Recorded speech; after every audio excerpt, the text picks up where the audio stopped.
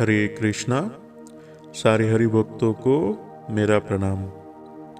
हमने हमेशा किसी राजा ने किसी मुनि से ज्ञान और विरक्तता का ज्ञान हासिल किए हुए कई सारी कथाएं सुनी है, परंतु यह एक बड़ी ही दुर्लभ और एक अचंभित करने वाली कथा है जिसमें किसी मुनि को राजा से आत्मज्ञान का और विरक्तता का ज्ञान मिला है। तो चलो ऐसी इस बड़ी ही पावन और दुर्लभ कथा को आज हम लोग सुनते हैं।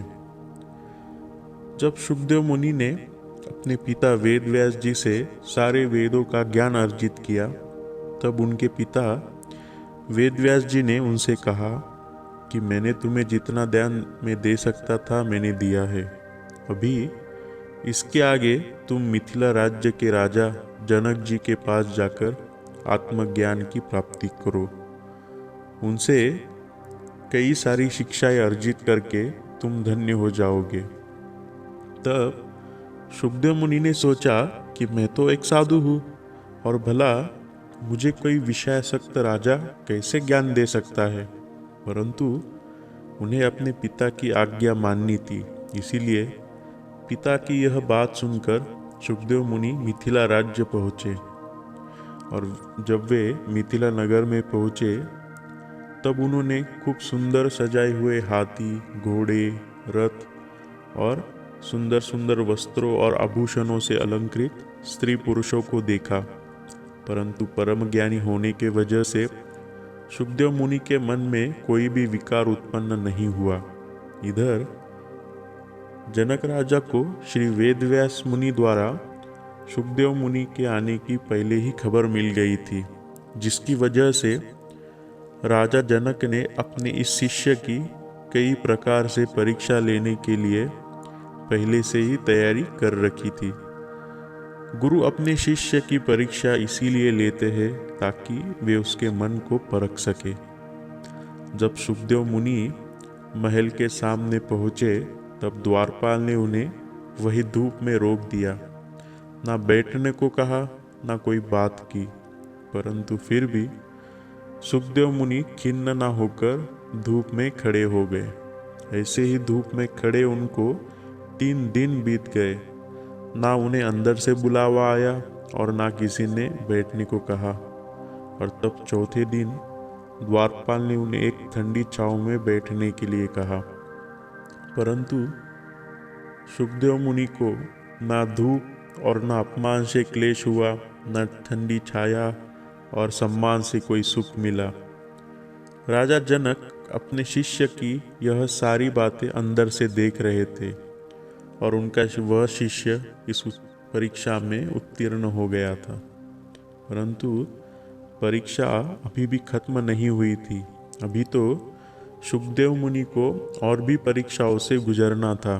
इसके बाद राजमंत्री ने खुद आकर उनको सम्मानपूर्वक एक सुंदर और वैभवशाली प्रमदावन में वे उन्हें लेकर गए। वहाँ पर कई सारे युवतियाँ थीं। वह सुंदर सुंदर युवतियों ने उन्हें भोजन कराया और उन्हें साथ लेकर हंसते खेलते नाना प्रकार की चेष्टा करते हुए प्रमदावन की शोभा उन्हें दिखाने लगी। रात में सुंदर पलंग पर उन्हें बिठा दिया। तब शुकदेव मुनि ने उस पलंग पर बैठकर वह ध्यानमग्न हो गए और जब शुकदेव मुनि ध्यान में मग्न थे तभी उनके आजू बाजू में 50 युवतियाँ उन्हें घेर कर बैठ गई, परंतु फिर भी शुकदेव मुनि के मन में कोई भी विकार उत्पन्न नहीं हुआ। इस प्रकार शुकदेव मुनि राजा की इस परीक्षा में भी उत्तीर्ण हो गए। इतना होने पर अगले दिन राजा जनक ने आकर उनकी पूजा की और उन्हें आसन पर बिठाकर उनका सम्मान किया। तब स्वयं जमीन पर बैठकर राजा उनके साथ बात करने लगे। जब वे दोनों इस तरह से बातचीत कर रहे थे तभी सैनिकों ने आकर राजा को उनके नगर में लगी आग के बारे में उन्हें बताया और कहा कि आग जल्दी से ही महल के तरफ बढ़ते हुए आ रही है, तो इसीलिए उन्हें सुरक्षित जगह जाना चाहिए। परंतु फिर भी राजा जरा भी विचलित नहीं हुआ, जबकि सुखदेव मुनि यह खबर सुनकर जल्दी से अपनी पुस्तकें और कमंडलू जैसी चीज़ों को सुरक्षित रखने के लिए वहाँ से उड़ गए। तब राजा जनक ने हंसते हुए अपने इस शिष्य से कहा कि हे मुनि, आप तो सुख दुख, लोभ क्षोभ, नाच गान, भय भेद इन सब से मुक्त परम ज्ञानी हो, परंतु आप अभी भी कुछ छोटी चीज़ों से अपने मन को विरक्त नहीं कर पाए हैं।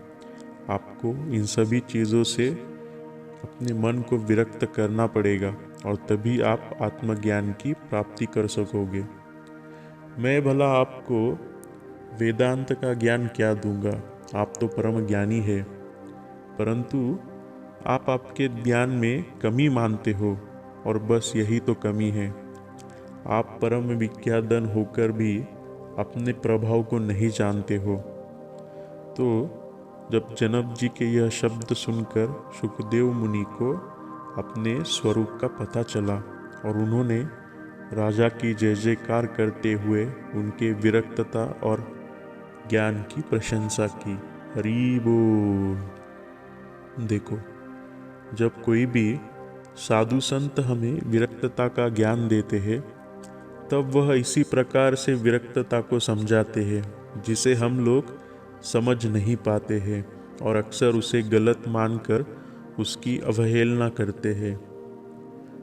आप लोग अपने सांसारिक जीवन में रहकर भी इसी प्रकार से अपने आप को उन सभी वैषयिक सुखों से विरक्त कर राजा जनक जैसे परम ज्ञानी और परम विरक्त होकर सभी सुखों का उपभोग ले सकते हैं।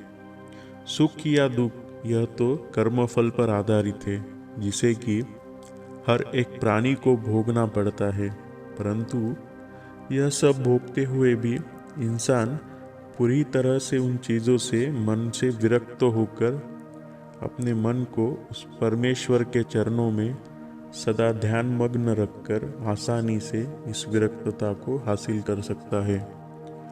भगवान में अपने मन को लगाना मतलब ज़्यादा से ज़्यादा भक्ति और सेवा, यही एक सबसे सरल उपाय है, क्योंकि योग या फिर ध्यान हम जैसे सांसारिक बंधनों में बंधे लोगों के लिए बड़ा ही मुश्किल है। राजा जनक जैसे अच्छा उदाहरण इस चीज़ को समझाने के लिए हो ही नहीं सकता है। राजा तो हर एक वैषयिक सुख से हमेशा लिप्त रहता है, परंतु फिर भी राजा जनक जैसे महान भक्त उन सभी सुखों से अपने मन को हमेशा विरक्त रखते हैं और इसीलिए वे महान होते हैं। मैं आशा करता हूँ सभी भक्तजन इसी तरह अपने सांसारिक जीवन को जीते हुए अपने मन को हमेशा उस आराध्य भगवान की सेवा में लगाकर इसी प्रकार सभी सुखों और दुखों से विरक्तता हासिल करेंगे और अपने जीवन को धन्य बना लेंगे। हरि बोल। हरे कृष्ण कृष्ण कृष्ण हरे हरे, हरे राम राम राम हरे हरे। गौर प्रेमानंदे। हरि हरि बोल।